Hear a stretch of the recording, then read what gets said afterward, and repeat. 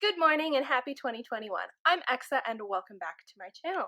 If you are new, normally I do a lot of fun projects involving shoes, and not to let you down, this one will involve shoes, but we are not going to be refinishing, modifying, or creating a pair of shoes.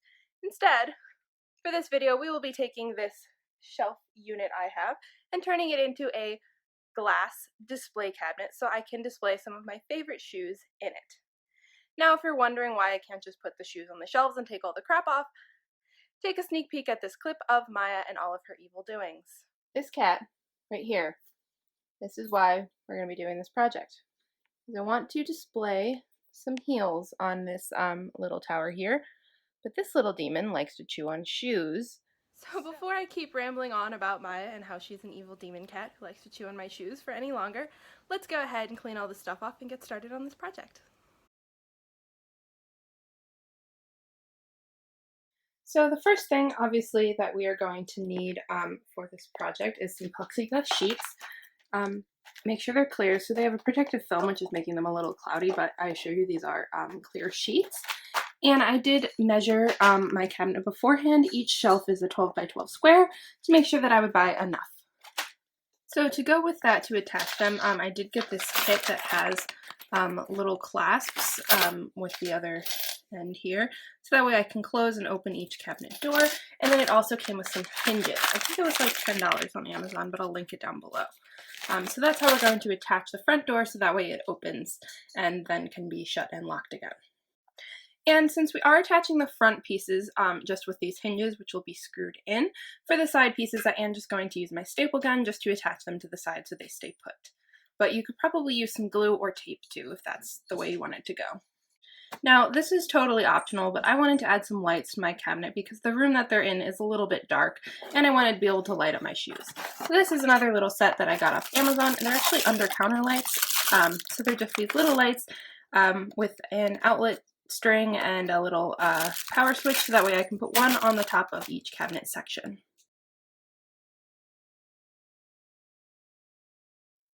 Now, since these sheets that I did get are 2 foot by 3 foot, I know I'm going to need 8 12 by 12 pieces for the sides, and then 4 12 by 14 inch pieces to do the fronts because they're a little bit wider. So I'm just going to go ahead and cut this into 6 pieces and then do that again on another sheet to get 2 more.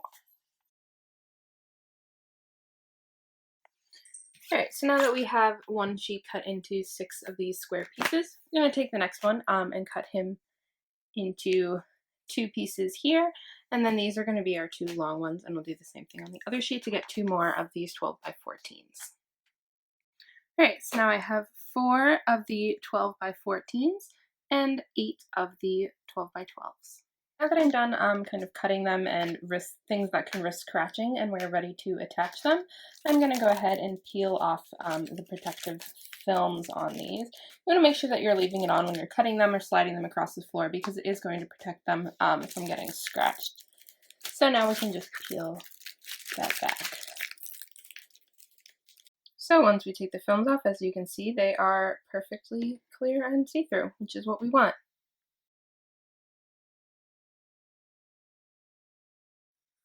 Alright guys, so the first thing we're going to do is put up one of these side panels. You can go ahead and line them up on the side, and then we will just staple them in place.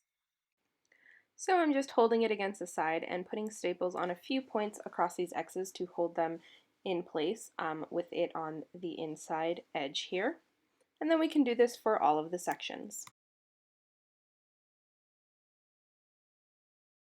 Now I need to attach our hinges to our plexiglass sheet, and screwing through this plexiglass doesn't work very well, so I'm actually just going to use some E6000 and just kind of glue them on in place where I want them, one up towards the top and one down here towards the bottom. Now you do want to make sure you're paying attention to the direction of your hinges. So this is the inside of my cabinet that is currently facing up. These hinges are going to be closed like this, and then they will open. When they open, it'll go to flat. So you want to make sure you're paying attention to the direction if you have hinges that don't go all the way around. Remove our hinge, put down a little dab of glue. Don't need a lot here. So we have our glue on there, and now we can go ahead and take our hinge and just firmly press him down. Now we will be screwing the other side to our cabinet since it is wood. If you're using something that you can't screw into, you can probably just glue both sides, but no, it's not going to be quite as strong, and you don't want to try to like rip open the doors. And we'll stick this guy down here where we want him. So now once these have dried, we can flip it over.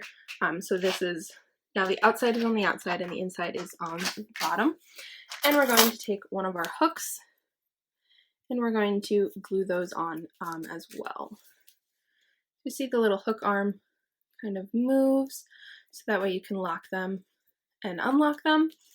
So for this one, since they are hollow, I did just fill the inside of this with my glue, and then I'm going to go ahead and press him down where I want him.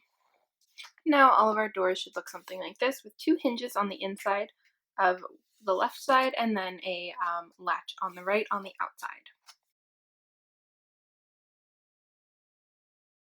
So now while we wait for the fronts to dry so we can go ahead and attach them, we can install our box of lights. Alright, so in our box of lights, first we have the little sticky pads, that way we can attach the lights on to the top of the cabinets, and each of those has an end that will, with a little clippy thing that plugs into these joints right here, also have sticky things on them so you can attach them to keep them hidden out of the way. And that runs to connect to our switch so we can turn them on and off, and then that goes to the power cord. Alright, so first I just put one of the sticky pads on one of my lights, and I'm just going to stick him right on the ceiling of the cabinet section. Now we got that. So then we can just kind of tuck the cord. We can just sort of tuck the cord back in the corner here and run it down. So as you can see, there's a little gap on my sides here, which I kind of didn't do intentionally, but it worked out because I was able to run my cords without making a hole in the plastic from the light out around the corner to the back. And then I just put a piece of tape on the back just to hold them all nice and organized, because this is the back and it's going to be against the wall. You're not going to see it, so it's totally cool that I have a bunch of wires and tape. So now we have it all wired up. So I did put my switch over here on the side so that way I can access it easily, and then kind of just try to hide those cords towards the back by running along the shapes that were already there. On the back side, we now have the points where the lights come out, and then the little splitters are attached, and I did just kind of use the bungees, the little wire wraps that came with them, to rewrap the wires so they aren't too long. So there's that.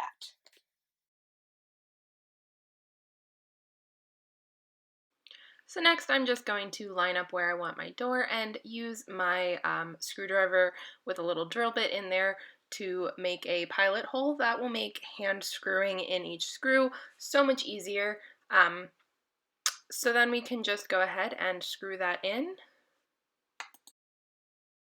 And we do want to make sure that this is going to be even when you close it and open it, and that everything's going to clear. So go ahead and test that fit before you get all of your screws completely tightened down. And now you have a door attached.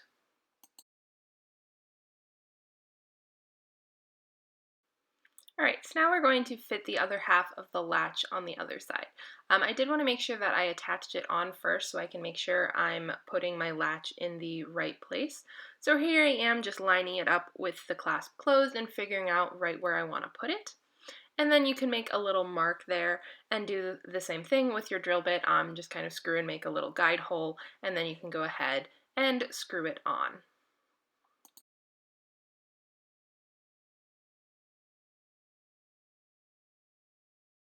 We can open our cabinet and close it again, and then just put in the clasp and it will stay shut and cat-free.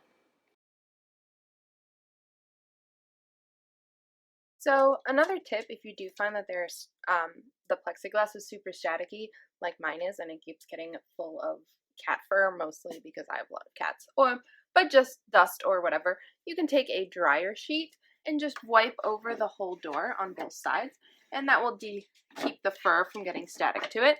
And then now if you see, like, you can kind of see it's a little dirty, so then we'll just go back over it with some Windex, and it should be good to go. So for me, the like $20-ish that I spent on the lights was totally worth it. They were super easy to install, and now it really just highlights my shoes. So you guys can see this is the cabinet without the lights. It's pretty dark in there, especially this bottom section. And here it is again with the lights on. It really just brightens up and shines and makes them like genuinely seem like a fancy display. Well guys, thanks for watching another one of my crazy DIY antics. I guess this one can qualify as a home remodel antic of sorts, I guess. I hope you guys liked it, and as always, please subscribe and send it to me on Instagram if you try out one of these projects. You can always comment any suggestions for future projects or if you have any questions or concerns. So until next time, I'm going to admire my shoes in their beautiful new cabinet, and I hope your day is as beautiful as you are.